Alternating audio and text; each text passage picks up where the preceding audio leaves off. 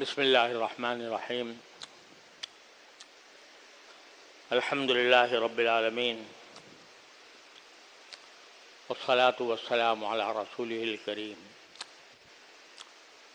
وعلی آلہ واصحابہ اجمعین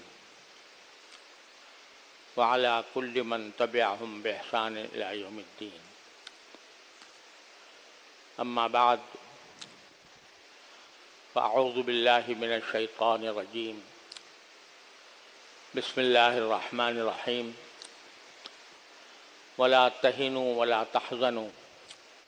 انتم الاعلون ان کنتم مؤمنین. صدق اللہ العظیم. حضرات اساتذہ کرام،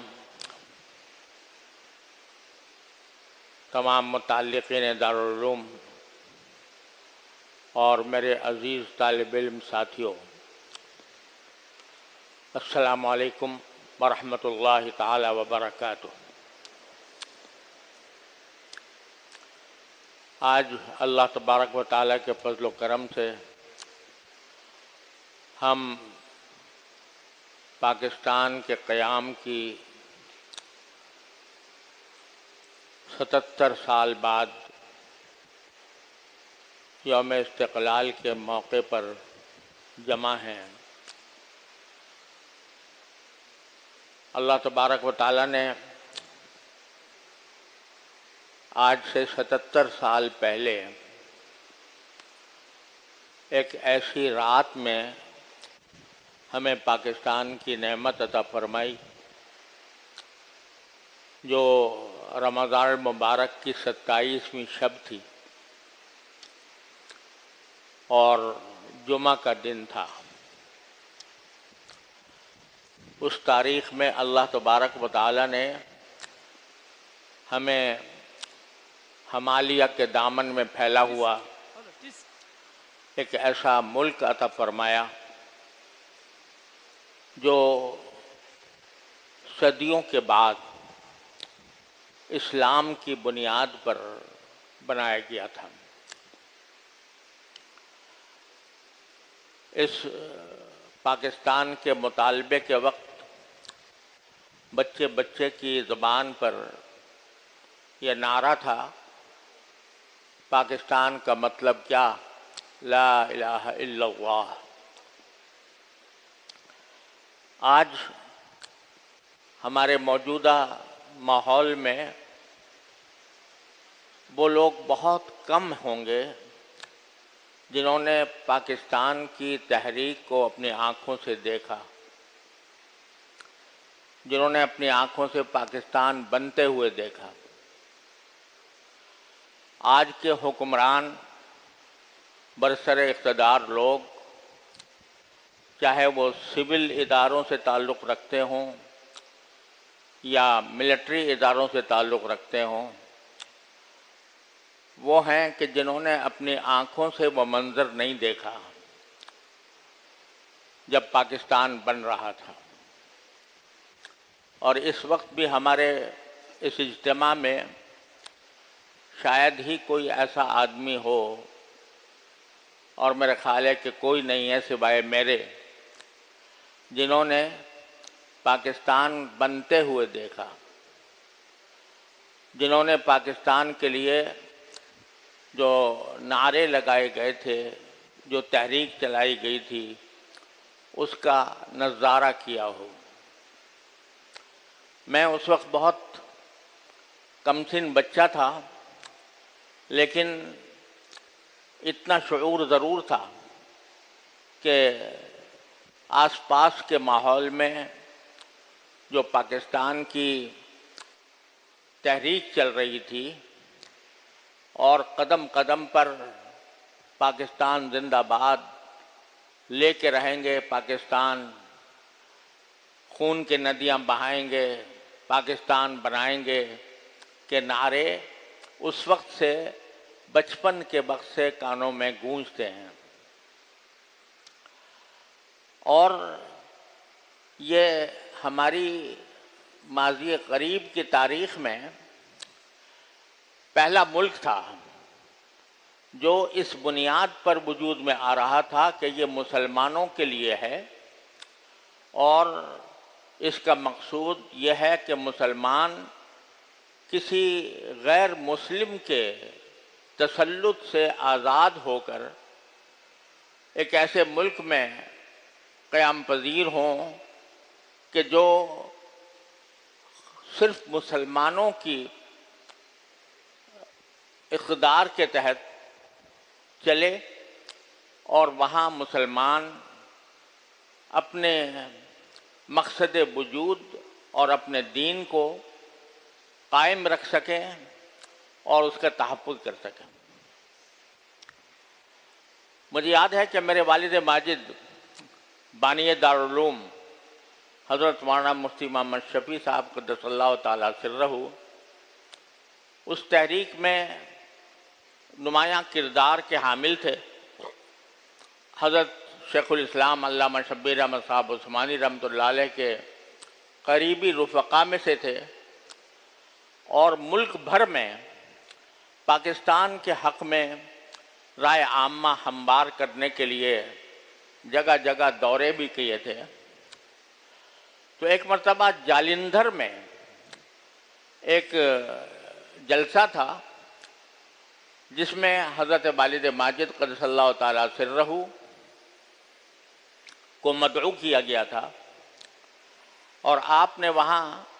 پاکستان کے قیام کے حق میں تقریر فرمائی۔ اس تقریر کے دوران ایک صاحب نے کھڑے ہو کر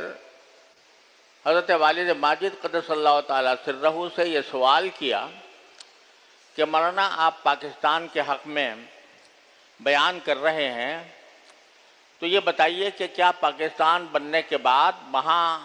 واقعتاً اسلامی نظام قائم ہو جائے گا جس کی آپ دعوت دے رہے ہیں؟ تو میرے والد ماجد قدس اللہ تعالیٰ سرہ نے یہ جواب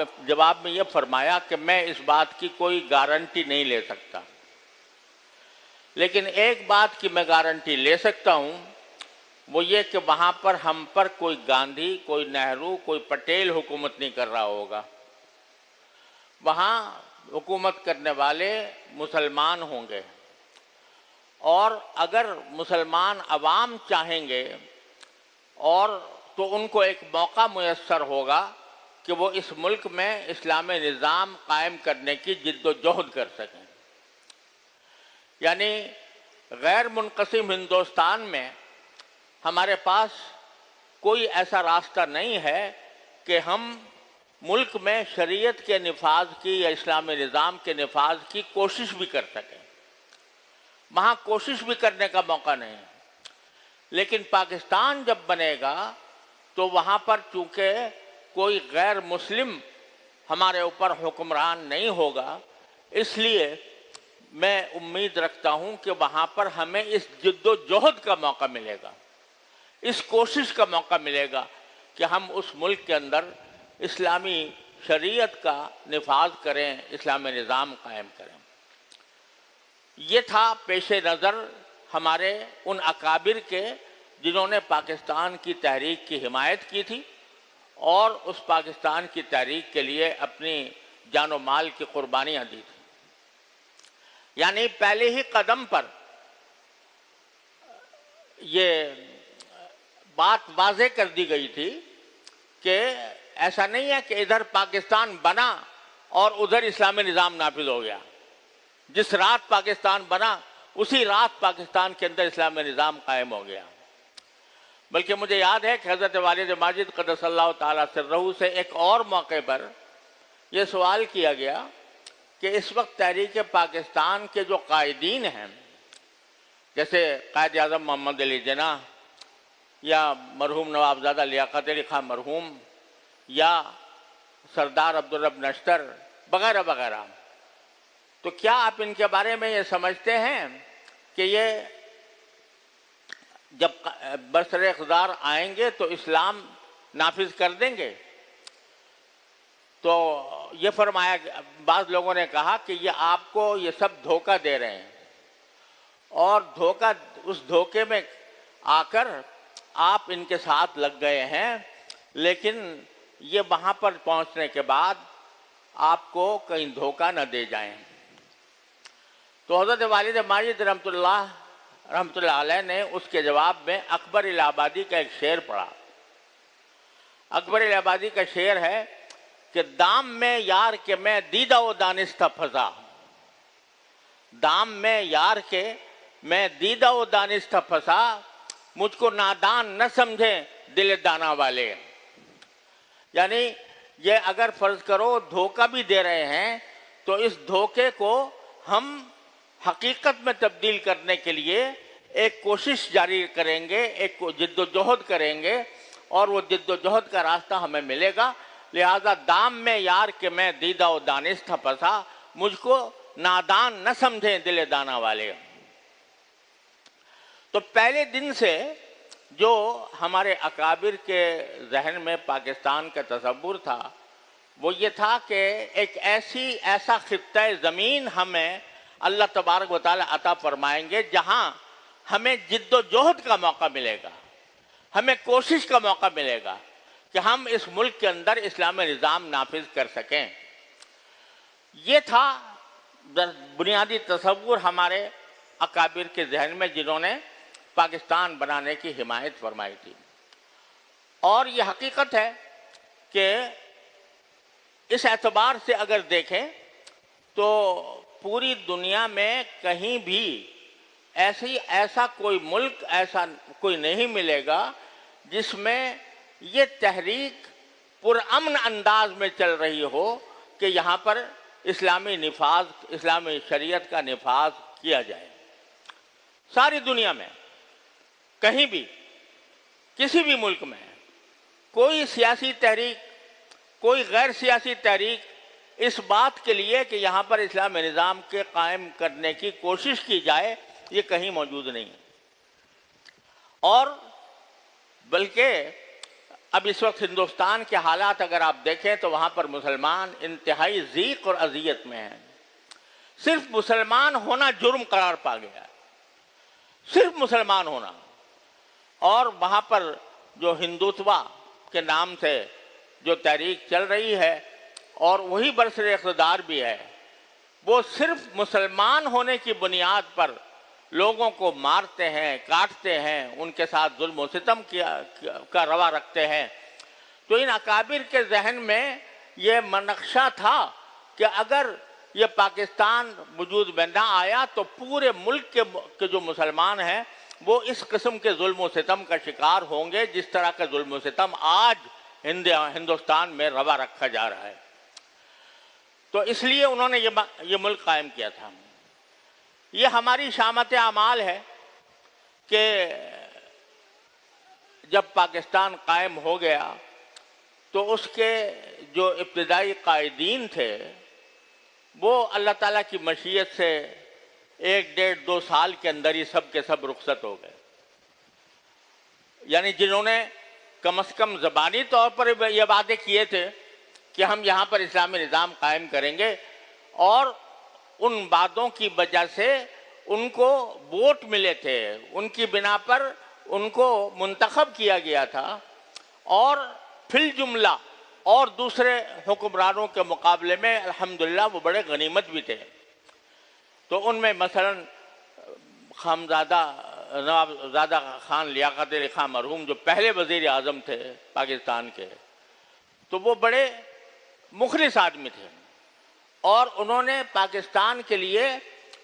باوجود نواب زادہ ہونے کے جب ان کو شہید کیا گیا تو شہادت کے بعد ان کے بینک بیلنس میں یا ان کے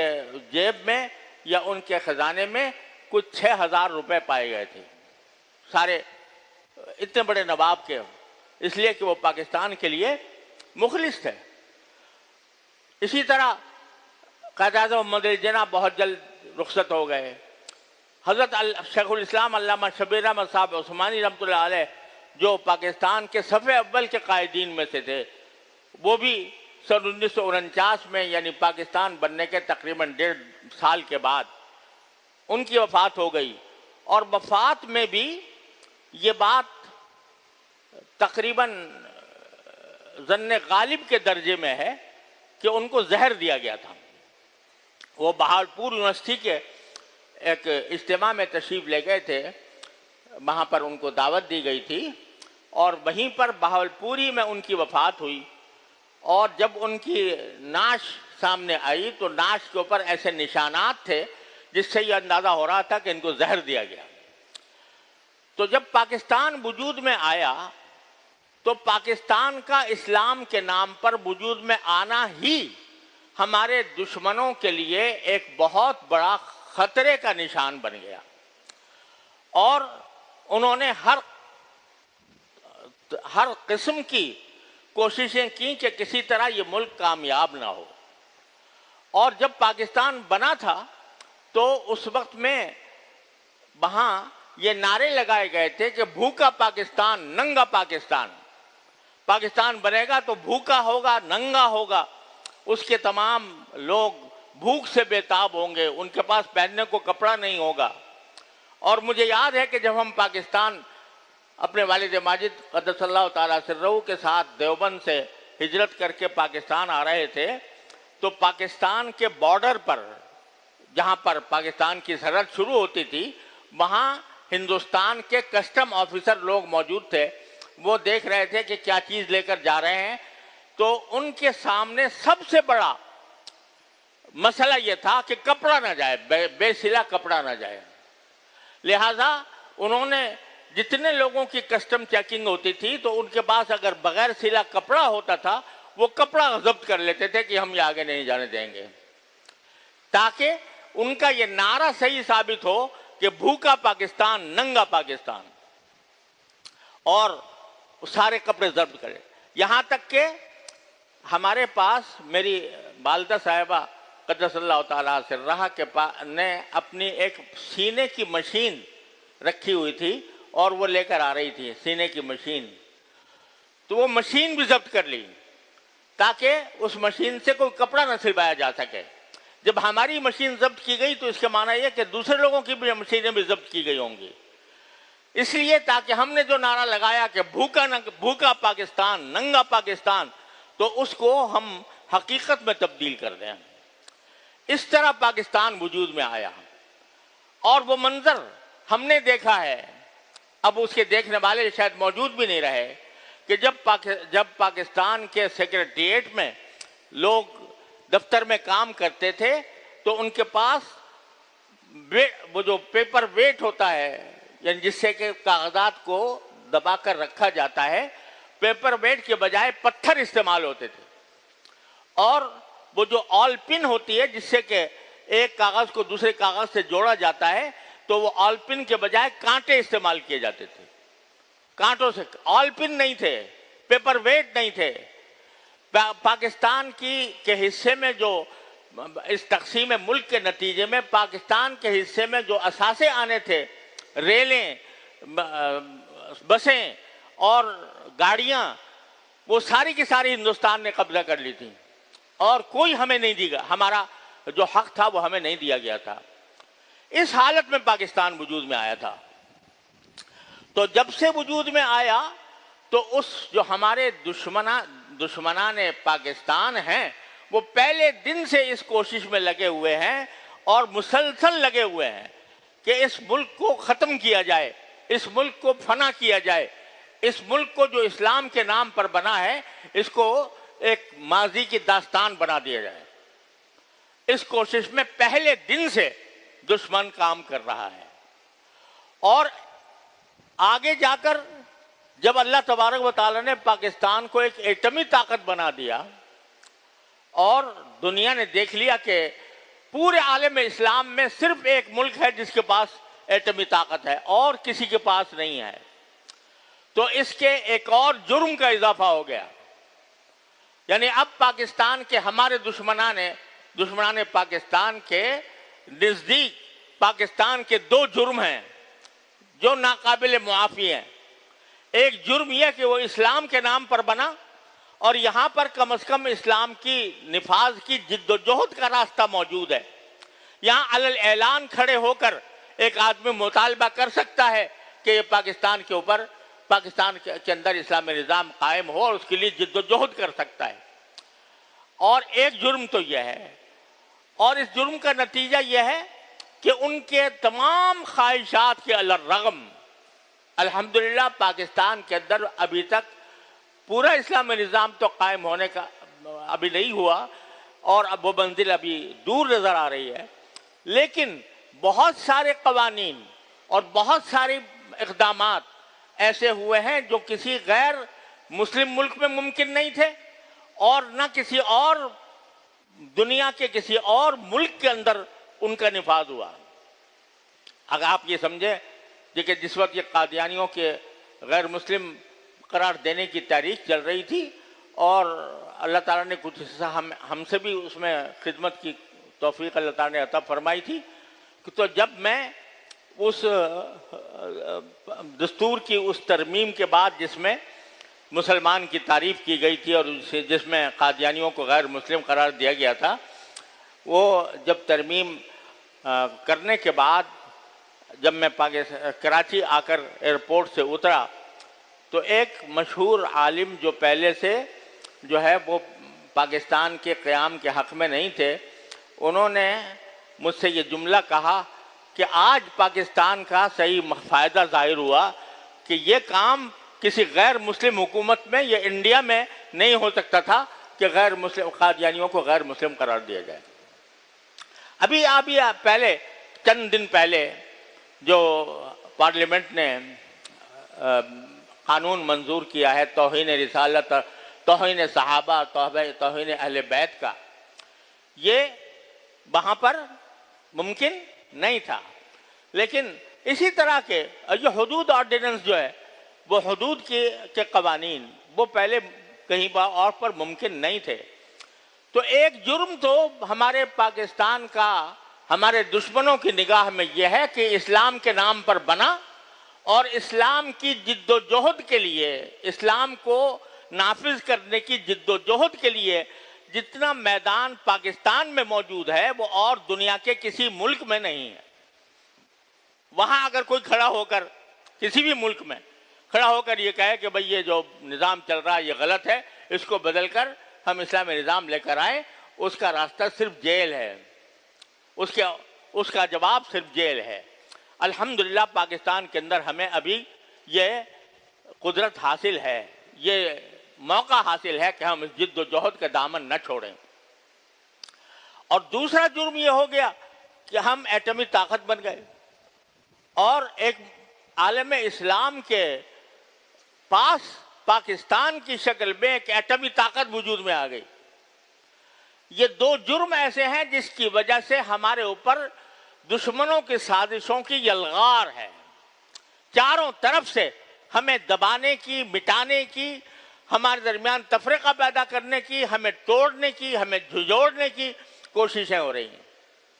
اور مختلف طریقوں سے ہو رہی ہیں. ایسے حکمران ہم پر مسلط کیے جا رہے ہیں کہ جو ہمیں اس مقصد سے دور لے جائیں. ایسی سازشیں کی جا رہی ہیں جس کے ذریعے قوم تقسیم ہو کر رہ جائے، قوم میں اتحاد پیدا نہ ہو. اب اتفاق سے آج ہم 14 اگست کی تقریب ایسے موقع پر منا رہے ہیں جبکہ پاکستان طرح طرح کے بحرانوں کا شکار ہے. سیاسی بحران الگ ہے، اقتصادی بحران الگ ہے. ہمیں قرضوں کے اندر اس طرح جکڑ دیا گیا ہے کہ ہماری اپنا وجود جو ہے یہ رہن رکھا ہوا ہے غیر ملکی طاقتوں کے آگے. اتنے قرضوں میں ہمیں جکڑ دیا گیا. ایک ایسا ملک جس کے پاس بے شمار وسائل ہیں، جس کے پاس پہاڑ ہیں، جس کے پاس دریا ہیں، جس کے پاس سمندر ہیں، جس کے پاس صحرا ہیں، جس کے پاس نباتات ہیں، جس کے پاس جنگلات ہیں، سارے قدرتی وسائل اللہ تعالیٰ نے عطا فرمائے ہیں، لیکن اس کے باوجود ہم قرضوں میں جکڑے ہوئے ہیں. اور قرضوں کی جکڑ بند کی وجہ سے ہم اپنے اصل مقاصد کی طرف بڑھنے کے لیے معذور ہو رہے ہیں کہ ہم در حقیقت ایک طرح سے غلام بنے ہوئے ہیں اپنے قرض دینے والوں کو. وہ ہم پر ایسی شرائط عائد کرتے ہیں جس کی وجہ سے ہم اپنے اصل مقصد وجود سے دور ہوتے جا رہے ہیں۔ یہ صورتحال ہے جس سے کہ آج ملک میں تقریباً ہر شخص پریشان ہے، اور بسا اوقات مایوسی کی حد تک پریشانی بڑھ جاتی ہے، لوگ مایوس ہو رہے ہیں،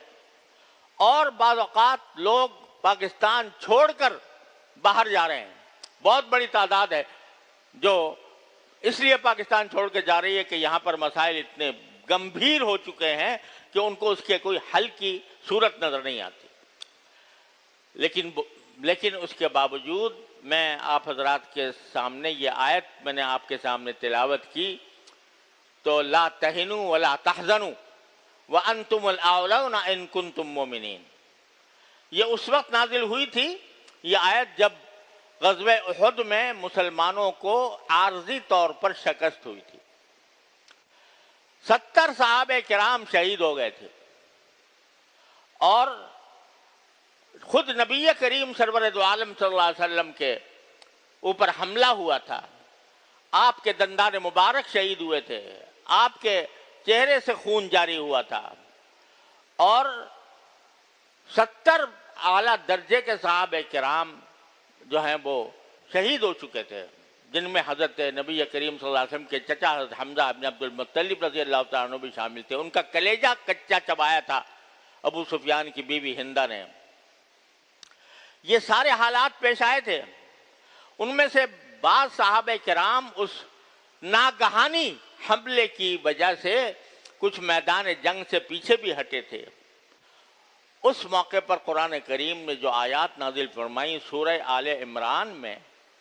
اگر سورہ آل عمران کی اس پس منظر میں تلاوت کی جائے، تقریباً 2 یا 3 رکوع ہیں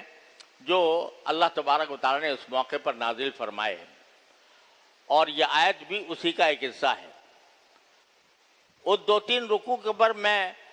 پچھلے دنوں جب ان آیات کی ان رکوعوں کی تفسیر لکھ رہا تھا تو پہلی بار اس بات کا اندازہ ہوا کہ نبی کریم سرور دو عالم صلی اللہ علیہ وسلم کے صحابہ کرام کے ساتھ اللہ جل جلالہ کی محبت، اللہ تبارک و تعالیٰ کی توجہ کس درجہ عظیم تھی کہ تقریباً 3 رکوع ہیں جو صحابہ کرام کی تسلی کے لیے اللہ تعالیٰ نے نازل فرمائے، اور اس میں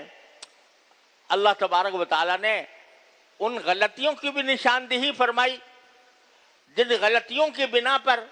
غزوہ احد میں عارضی طور پر مسلمانوں کو شکست ہوئی تھی، وہ بھی اس کی غلطیوں کی بھی نشاندہی فرمائی۔ لیکن غلطیوں کی نشاندہی کرنے کے ساتھ ساتھ 1 سے 2 مرتبہ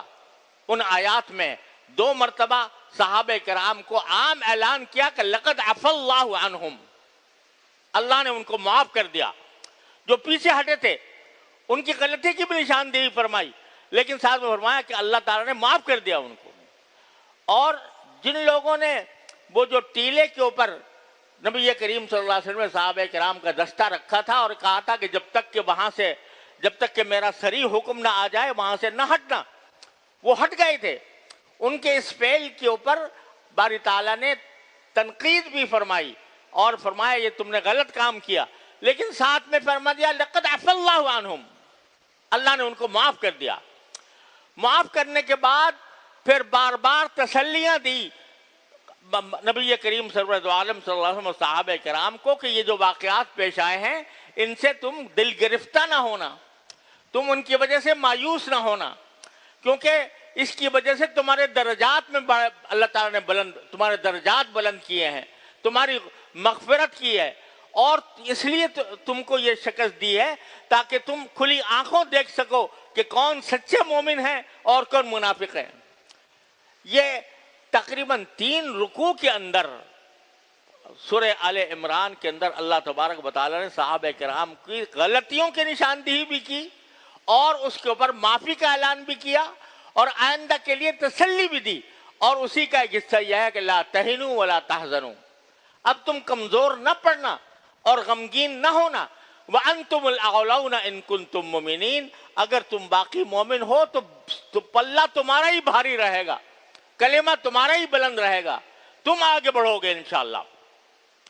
یہ محض جو قرآن کریم نے سورہ آل عمران میں غزوہ احد کے بارے میں جو کچھ بیان فرمایا، یہ محض ایک تاریخ اور داستان نہیں ہے، یہ سبق ہے ہر آنے والی مسلمان قوم کے لیے کہ مسلمان قوم کے اوپر طرح طرح کے بحران آتے ہیں اور وہ کمزور پڑتے ہیں، مایوس ہونے لگتے ہیں، غمگین ہو جاتے ہیں، لیکن اللہ تبارک و تعالیٰ قرآن کریم میں فرماتے ہیں کہ کمزور نہ پڑو اور غمگین نہ ہو، بس ایک کام کر لو کہ ان کنتم مومنین کی جو شرط ہے اس کو پورا کر لو، وہ پورا کر لو گے تو انتم الاعلون، تمہارا انجام یہ ہوگا کہ تم ہی سر بلند ہوگے اور تمہارے دشمنوں کی سازشیں ناکام ہوں گی،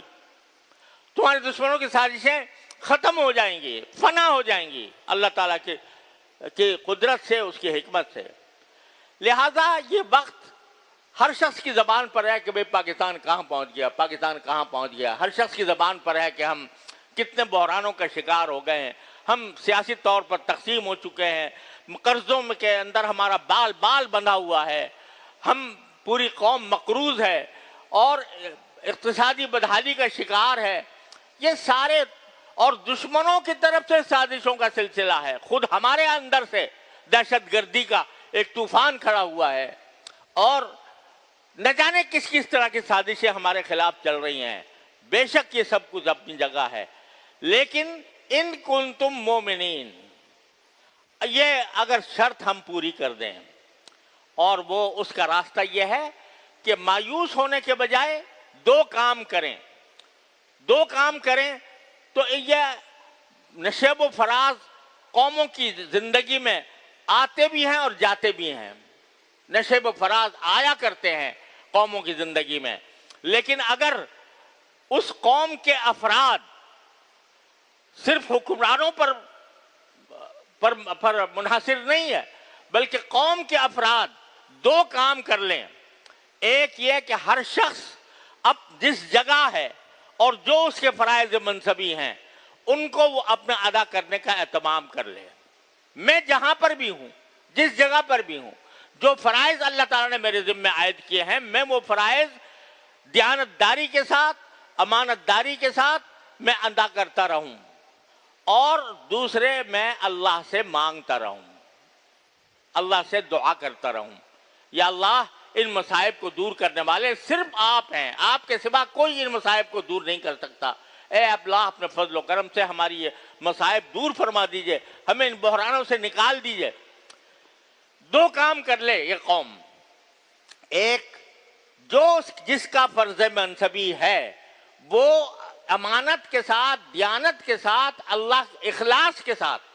وہ اپنا ادا کرتا رہے، اور دوسری طرف اللہ تعالیٰ سے مانگتا رہے، دعا کرتا رہے کہ یا اللہ یہ ملک آپ نے ہمیں اپنی رحمت سے عطا فرمایا تھا، ہم نے اپنی بدعمالیوں سے اس کو خراب کر دیا ہے، اے اللہ اپنے فضل و کرم سے ہم سے اس عذاب کو اور ہم سے اس مایوسی کو دور فرما دیجئے اور حالات درست فرما دیجئے۔ اگر ساری قوم اس کا اہتمام کر لے تو پھر انشاءاللہ انتم الاعلون کا مظاہرہ ہوگا اور ضرور ہوگا انشاءاللہ۔ آپ ہم سب ذرا اپنے گریبان میں منہ ڈال کر دیکھیں کہ شکوے تو ہم بہت کر رہے ہیں اور مایوسی کا اظہار بھی ہر مجلس میں ہو رہا ہے، حالت خراب ہو گئی، بحران آ گیا، اقتصادی طور پر کمزور ہیں، سیاسی طور پر تقسیم ہیں، فلاں نے یہ کر دیا، فلاں نے یہ کر دیا، ان کے اوپر سارے اتہامات بھی ہیں، لیکن کتنے آدمی ہیں جو رات کو بیٹھ کر اللہ تعالیٰ سے دعا کرتے ہوں کہ یا اللہ ہم اس مصیبت میں پھنس گئے، اپنی رحمت سے ہمیں اس مصیبت سے نکال دیجیے۔ کتنے آدمی ہیں جو ایسا کرتے ہوں؟ نبی کریم صلی اللہ علیہ وسلم نے دعا سکھائی، اللہم ضع فی ارضنا برکتها وزینتها وسکنها ولا تحرمنا برکت ما اعطیتنا۔ اے اللہ ہماری زمین کے اندر برکت عطا فرما دیجئے اور اس کو زینت عطا فرما دیجئے، اور اس میں جو کچھ آپ نے ہمیں عطا فرمایا ہے اس میں برکت عطا فرما دیجئے، اور جتنی چیزیں ہمیں دی ہیں اس کی برکتوں سے ہمیں محروم نہ فرمائیے۔ اب دیکھو پاکستان میں کتنی معدنیات ہیں، سونا نکل آیا ہے، تانبا نکل آیا ہے، کوئلہ پیدا ہو رہا ہے، یہ سب اللہ کی دی ہوئی نعمتیں ہیں، لیکن کی برکت سے ہم محروم ہیں۔ وہ برکت ہماری شامت اعمال کی وجہ سے بھی ہے اور اس وجہ سے بھی ہے کہ ہم اللہ تعالیٰ سے رجوع نہیں کرتے۔ اللہ تبارک و تعالیٰ سے ہر بندہ اپنی جگہ روز بلا ناغہ اللہ تعالیٰ کی بارگاہ میں یہ دعا کیا کرے، یا اللہ آپ نے یہ نعمت ہمیں عطا فرمائی ہے، اس نعمت کو ہم صحیح طریقے سے استعمال نہیں کر سکے، اس سے فائدہ نہیں اٹھا سکے، اس کا وبال ہم پر مسلط ہے، اے اللہ اپنی رحمت سے یہ وبال ہم سے دور فرما دیجیے۔ اگر ہر مسلمان، ہر پاکستانی اپنی جگہ پر رہ کر روز اللہ تعالیٰ سے مانگے، کوئی دن خالی نہ جائے، تو اللہ تعالیٰ کو کیا کچھ عناد ہے ہم سے کہ وہ ہماری دعائیں قبول نہ کریں اور ہمیں انہی حالات میں چھوڑے رکھیں۔ دشمن ہزار کوششیں کیا کرے، سازشیں کیا کرے، لیکن وہ سازشیں اللہ تبارک و تعالیٰ کے آگے پرے کاف کی حیثیت نہیں رکھتی۔ وَيَكِيدُ كَيْدًا وَأَكِيدُ كَيْدًا، وہ قید کرتے رہیں گے، لیکن اللہ تبارک و تعالیٰ کا جو تدبیر ہے وہ سب پر غالب ہے۔ لہذا دو کام کا اہتمام اگر یہ قوم کر لے، ایک، ہر شخص اپنے فریضہ منصبی کو دیانت، امانت، اخلاص کے ساتھ ادا کرے، اور دوسرے اللہ تعالیٰ سے رجوع کا دامن نہ چھوڑے، ہر روز بلا ناغہ اللہ تبارک و تعالیٰ سے ہر نماز میں دعا مانگے اللہ تبارک و تعالیٰ کی بارگاہ میں کہ اللہ ہمیں اس سے نکال دیجئے، تو انشاءاللہ یہ سارے بادل چھٹ جائیں گے، اور چھٹنے کے بعد انشاءاللہ پاکستان اپنے اصل مقصد وجود کی طرف بڑھے گا، اور یہ بہت سے شہداء کی قربانیوں کے نتیجے میں آیا ہے، وجود میں آیا ہے، انشاءاللہ وہ قربانیاں رائیگاں نہیں جائیں گی، اور اگر ہم اپنے کام میں پختہ ہو گئے۔ وَأَنْتُمُ الْأَعْلَوْنَ إِن كُنتُم مُؤْمِنِينَ، اللہ تبارک و تعالیٰ اپنے فضل و کرم سے، اپنے رحمت سے ہمیں اس کی توفیق عطا فرمائے۔ وآخر دعوانا ان الحمدللہ رب العالمین۔ اللهم لك الحمد حمدا دائما مع دوامك، ولك الحمد حمدا خالدا مع خلودك، ولك الحمد حمدا لا منتهى له دون مشيئتك، ولك الحمد حمدا لا يريد قائله إلا رضاك۔ اللهم صل وسلم وبارك على سيدنا ونبينا وحبيبنا وشفيعنا ومولانا محمد وعلى آله وأصحابه أجمعين۔ اللهم ربنا ظلمنا أنفسنا وإن لم تغفر لنا وترحمنا لنكونن من الخاسرين۔ ربنا ظلمنا أنفسنا وإن لم تغفر لنا وترحمنا لنكونن من الخاسرين۔ ربنا ظلمنا أنفسنا وإن لم تغفر لنا وترحمنا لنكونن من الخاسرين۔ ربنا آتنا في الدنيا حسنة وفي الآخرة حسنة وقنا عذاب النار۔ يا حي يا قيوم، يا حي يا قيوم، برحمتك نستغيث، أصلح لنا شأننا كله، أصلح لنا شأننا كله، ولا تكلنا إلى أنفسنا طرفة عين، ولا تكلنا إلى أنفسنا طرفة عين۔ اللهم ضع في أرضنا بركتها وزينتها وسكنها، اللهم أعط بأرضنا زينها وسكنها، ولا تحرمنا بركة ما أعطيتنا يا أرحم الراحمين۔ اللهم ضع في أرضنا بركتها وزينتها وسكنها، ولا تحرمنا بركة ما أعطيتنا يا أرحم الراحمين۔ اللهم يا غياث المستغيثين، يا أمان المستجيرين، يا مجيب دعوة المضطرين، لا تجعلنا فتنة للقوم الظالمين، لا تجعلنا فتنة للقوم الظالمين، لا تجعلنا فتنة للقوم الظالمين، واجعلنا وانصرنا برحمتك ونجنا من القوم الكافرين، اللهم انصرنا ولا تنصر علينا، وامكر لنا ولا تمكر علينا، واهدنا ويسر الهدى لنا، اللهم ألهمنا مراشد أمورنا، اللهم ألهمنا مراشد أمورنا، اللهم ألهمنا مراشد أمورنا، وعظم لنا على أرشد أمرنا، وعظم لنا على أرشد أمرنا يا أكرم الأكرمين۔ اللهم انصرنا ولا تنصر علينا، وامكر لنا ولا تمكر علينا، واهدنا ويسر الهدى لنا، واهدنا ويسر الهدى لنا، اللهم زدنا ولا تنقصنا، اللهم زدنا ولا تنقصنا، وأكرمنا ولا تهنا، وأعطنا ولا تحرمنا، وأعطنا ولا تحرمنا، وانصرنا على من بغى علينا اللهم انصرنا على من بغى علينا اللهم انصرنا على من بغى علينا يا أرحم الراحمين يا غياث المستغيثين يا مان المستجيرين يا مجيب دعوة المضطرين رحمن الدنيا ورحيمها ارحمنا برحمة تغنينا بها عن رحمة من سواك اللهم أغننا بفضلك عمن سواك اللهم أغننا بفضلك عمن سواك اللهم اكفنا بحلالك عن حرامك وأغننا بفضلك عمن سواك وأغننا بفضلك عمن سواك یا اللہ یا رحمان یا رحیم یا کریم اپنے فضل و کرم سے ہمارے تمام گناہوں کو معاف فرما دیجیے یا اللہ ہم پر ہماری شامت اعمال مسلط ہے اللہ شامت اعمال کو دور فرما دیجیے یا اللہ شامت اعمال کو دور فرما دیجیے یا اللہ شامت اعمال کو دور فرما دیجیے یا ارحم الراحمین آپ نے اپنے فضل و کرم سے اپنے رحمت سے ہمیں یہ خوبصورت ملک عطا فرمایا یا اللہ اس میں اچھے وسائل عطا فرمائے لیکن یا اللہ ہم نے اپنے بدعمالیوں سے اس کو خراب کیا ہوا ہے یا اللہ ہماری اس بدعمالیوں کو پچھلی بدعمالیوں کو معاف فرما دیجیے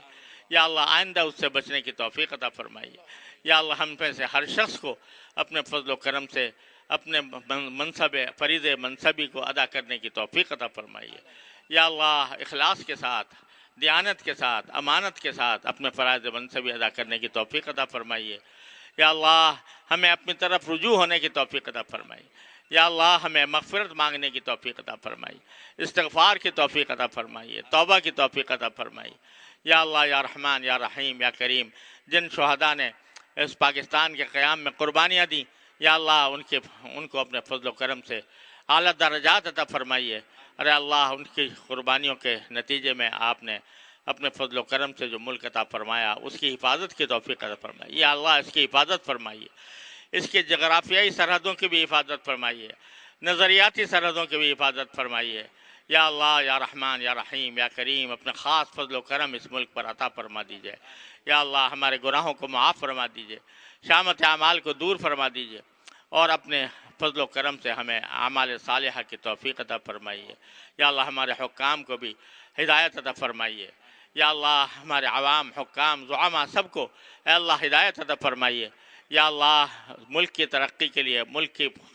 خیر خواہی کے لیے یا اللہ کام کرنے کی توفیق عطا فرمائیے یا اللہ یا رحمان یا رحیم یا کریم اپنے فضل و کرم سے سب کو اپنی طرف متوجہ ہونے کی توفیق عطا فرمائیے اپنی طرف رجوع کی توفیق عطا فرمائیے انابت کی توفیق عطا فرمائیے یا اللہ تمام حاضرین کو ان کے تمام جائز مقاصد میں کامیابی عطا فرمائیے یا اللہ پاکستان کی حفاظت فرمائیے عالم اسلام کی حفاظت فرمائیے کشمیر کے مسلمانوں کی حفاظت فرمائیے فلسطین کے مسلمانوں کی حفاظت فرمائیے یا اللہ جہاں جہاں غیر مسلموں کے تسلط میں مسلمان یا اللہ پسے ہوئے ہیں اپنے رحمت سے ان سب کی حالت پر رحم فرما کر ان کو ان سے نجات عطا فرمائیے یا اللہ دارالعلوم کو اپنے ظاہری اور باطنی ترقیات عطا فرمائیے یا اللہ دارالعلوم کو ظاہری باطنی ترقیات عطا فرمائیے یا اللہ حضرت مفتی اعظم رئیس الجامعہ حضرت مولانا مفتی محمد رفیع عثمانی صاحب قدس اللہ تعالیٰ سرہ یا اللہ پچھلے مرتبہ وہ خود اس تقریب میں شریک تھے یا اللہ ہم اس مرتبہ ان کی بہت کمی محسوس کر رہے ہیں یا اللہ اپنے رحمت سے اپنے فضل و کرم سے ان کو درجات عالیہ عطا فرمائیے ان کی خدمات کو اپنے بارگاہ میں شرف قبول عطا فرمائیے اے اللہ ہمیں ان کے نقش قدم پر چلنے کی توفیق عطا فرمائیے اے اللہ ہر طرح کے شر سے فتنے سے اے اللہ ہماری حفاظت فرمائیے دارالعلوم کو ظاہری اور باطنی ترقیات عطا فرمائیے تمام مسائل کو آسانی کے ساتھ حل فرما دیجیے معیاری تعلیمی تربیتی ادارہ اس کو بنا دیجیے اور ہر طرح کے شر سے فتنے سے اس کی حفاظت فرمائیے یا اللہ تمام حاضرین کو ان کے تمام جائز مقاصد میں کامیابی عطا فرما اللہم لا تدع لنا ذنبا الا غفرتہ ولا ہما الا فرجتہ ولا دینا الا قضیتہ ولا حاجة من حوائج الدنيا والآخرة الا قضیتها ويسرتها يا أرحم الراحمين ربنا تقبل منا إنك أنت السميع العليم وتب علينا إنك أنت التواب الرحيم وصلى الله تعالى على خير خلقه سيدنا مولانا محمد وعلى آله وأصحابه أجمعين آمين برحمته